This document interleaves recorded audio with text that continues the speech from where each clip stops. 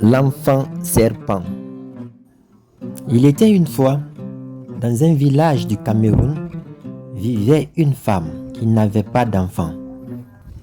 Un jour, lorsqu'elle cuisinait, elle aperçut un tout petit serpent dans la cuisine. Elle le trouva si mignon qu'elle dit tout haut: « Oh mon Dieu, si seulement j'avais un enfant, même si c'était un serpent. » Chose incroyable, son vœu fut exaucé et 9 mois après, elle mit au monde un petit serpent. Malgré le désagrément éprouvé par cette naissance, les parents le nommèrent Samy et lui donnèrent toute leur affection. Un jour, après avoir regardé par la fenêtre, il interpella sa mère. « Maman, habille-moi, je veux sortir jouer avec les autres enfants. »« Tu ne peux pas, tu es un serpent, » répondit strictement la mère. « Puisque c'est ainsi, je rampe jusqu'à mon lit et je ne me lève plus, et je ne mange plus. » Sa mère, très inquiète, finit par céder, et Samy se fit beaucoup d'amis. Longtemps après, alors que tous les enfants avaient grandi, une grande course de chevaux s'organisa. Chaque jeune homme devrait y participer. Les jeunes filles, joliment parées, attendaient sur la ligne d'arrivée.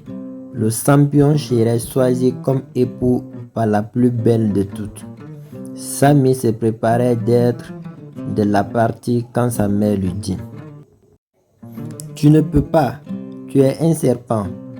Alors je rampe jusqu'à mon lit et je ne me lève plus, et je ne mange plus. » Finalement, son père lui harnacha un magnifique cheval, et Samy provoqua la surprise en arrivant le premier. « Hurrah, Samy est notre champion !» cria la foule. Hélas, aucune des filles ne voulait de lui comme mari. Inconsolable, Samy rampa et se glissa sous les couvertures. Il menaça de ne plus s'alimenter jusqu'au jour où on lui trouverait une fiancée.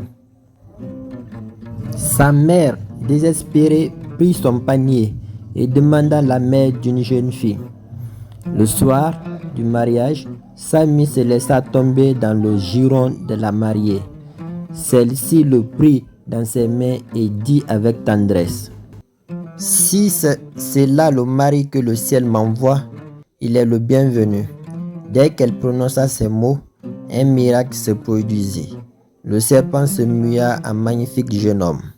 Il se vêtit d'un bournou blanc, se coiffa d'une chéchia rouge et se présenta devant les invités au bras de sa femme.